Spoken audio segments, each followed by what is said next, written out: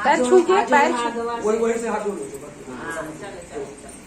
वहीं बैठ जाओ बुआ के पास, गर्मी लगेगी तब हट जाना। भक्त था, जब भगवान से उसका दुख देखा न गया तो एक दिन भगवान ने एक ब्राह्मण का भेष बनाया और जाकर के कहा कि सत्यनारायण की कथा सुनो। बन्नी इससे भी पीहू से करवा दीजिए। हो जाओगे। व्रत की महिमा को बताकर विष्णु भगवान अंतर्ध्यान हो गए। सदानंद ब्राह्मण ने अपने मन में विचार किया कि आज भिक्षा में जो कुछ मिलेगा आप दे दीजिए बन्नी तोड़ के। ऐसा मन में विचार करके भिक्षा मांगने उसके हाथ से टच करा लो फिर तुम रख दो। भगवान ने माया कर दिया। उस दिन भिक्षा मांगने में लकड़हारे को दूना धन मिला। प्रसन्न हृदय से उसने पके केले, चीनी, घृत, दूध, दही, मेवा इत्यादि लेकर के घर गया। या बैठ जाओ। ब्राह्मण को बुलाकर विधि पूर्वक कथा को सुना। यथाशक्ति से दान दक्षिणा दिया, प्रेम से प्रसाद खाया, चरणामृत किया। इस प्राप्त करने से भगवान सदानंद ब्राह्मण के घर में हीरे जवाहरात मोहर असर भी पन्ना पोखराज से भर दिया।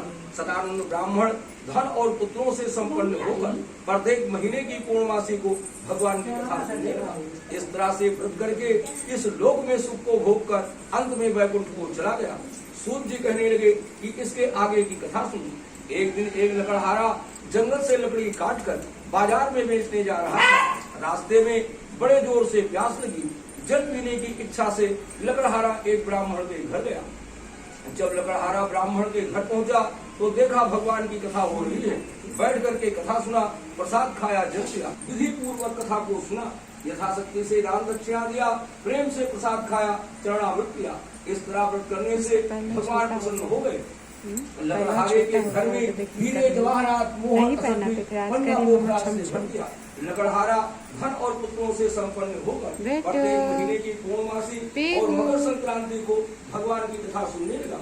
इस तरह से व्रत करके इस लोक में सुख को भोग कर अंत में वैकुंठ को चला गया।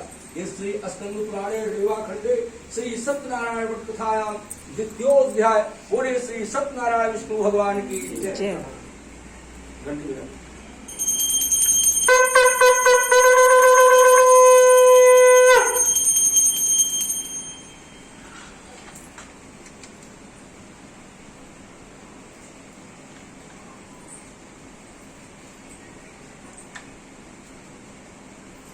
सूत जी बोले कि हे श्रेष्ठ मुनियों, इसके अनंतर और भी वर्णन करता हूँ, ध्यान देकर के सुनो। बहुत समय पहले की बात है। एक उल्लकामुख नाम का रहा। हे स्वामी, जिस कथा को कहा था उसे क्यों नहीं सुनते हो? साध बनिया बोला, तुम क्यों चिंता करती हो? मैंने भगवान से पुत्र मांगा था और कन्या दे दिया। तमाम पैसा इसकी छठी बरही में लगा है और न मालूम कितने पैसे शादी ब्याह में लग जाए थे। साध बनिया की स्त्री बोली, हे स्वामी, जहाँ इतना पैसा कन्या के छठी बरही में खर्च किया है, भगवान की कथा सुनता हो। साध बनिया बोला, तुम व्यर्थ में चिंता न करो। जब भगवान ने कन्या दे ही दिया है तो जिस समय इसका विवाह करूंगा उसी समय कथा भी सुनना। विधि विधान से कन्या का विवाह कर दिया, फिर भी भगवान की कथा को नहीं सुना। कन्या के विवाह में भी कथा न सुनने से विष्णु भगवान नाराज हो गए और साध बनिया को श्राप दे दिया कि हे वैश्य, तू बारंबार मेरी पूजा से विमुख हुआ है, तुझे नाना प्रकार के दुख होंगे। साध बनिया भगवान की वाणी को अनसुना कर दिया और अपने दामाद को भी साथ लेकर व्यापार के लिए चल पड़ा। राजा चंद्रकेत के रमणीय नगर में जाकर व्यापार करने लगा। इधर विष्णु भगवान ने माया कर दिया।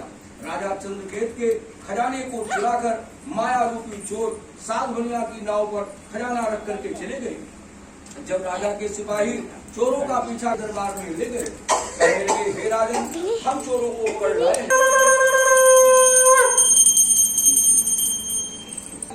इसमें लता, पात्रा, खिरची, मिर्ची, हल्दी, मिर्चा इत्यादि भरा। सात बनिया का ऐसा वचन सुनकर भगवान ने कहा, जा तेरा कहना ही सत्य, जैसा तूने कहा है वैसा ही तेरी नाव में भर जाओ। ऐसा कहकर भगवान वहां से हटकर थोड़ी दूर जाकर समुद्र के तीर पर बैठकर स्नान करने लगे। जब सात बनिया ने नाव खोला तो धन की जगह पर जब हल्दी मिर्चा देखा तो मारे शोक के मूर्छित होकर भूमि पर गिर पड़ा। होश आया, अत्यंत चिंता करने लगा। तब उसके दामाद ने कहा कि चिंता मत करो, जिन गंडी बाबा ने श्राप किया है अवश्य ही वे विष्णु भगवान है, उन्हीं की शरण में चले जाओ तो तुम्हारी नाव पहले की तरह ढंग से हो सकती है। अपने दामाद के ऐसा प्रेम से प्रसाद खाया, चरणामृत किया।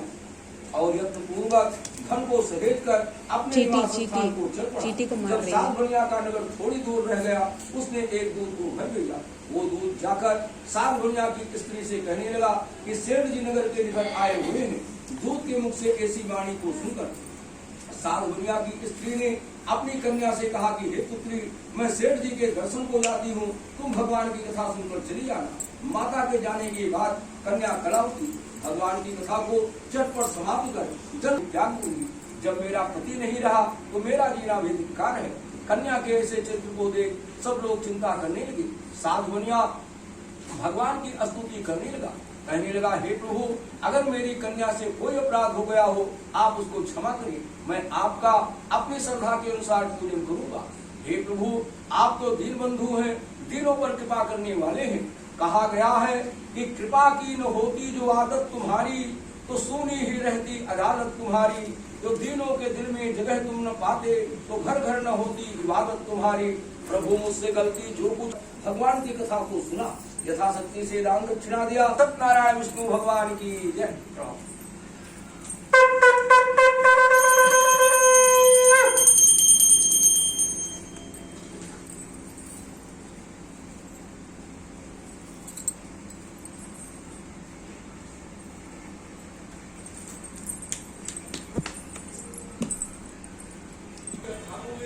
अब ये हवन होने जा रहा है, उसी की तैयारी। इसमें पहले से बालू बिछा लिए हैं ताकि ये गर्म नहीं होगा। और ये देखिए आम की लकड़ी धुल के यहाँ पे रखा है। अब मैं इसके अंदर लकड़ी लगाऊंगी।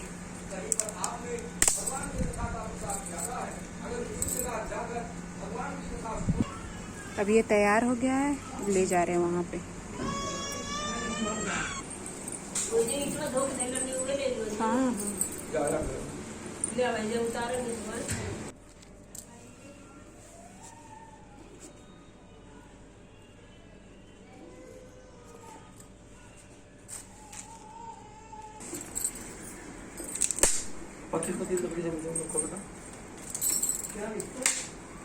सूखी है, जल जाएगी।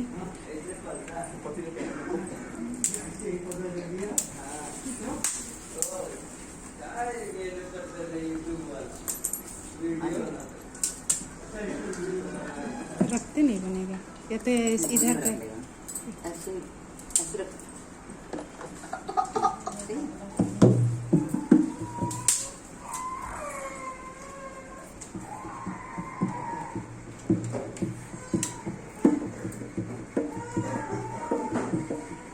उस तरह बनी फैला के रुई कर देती हूँ।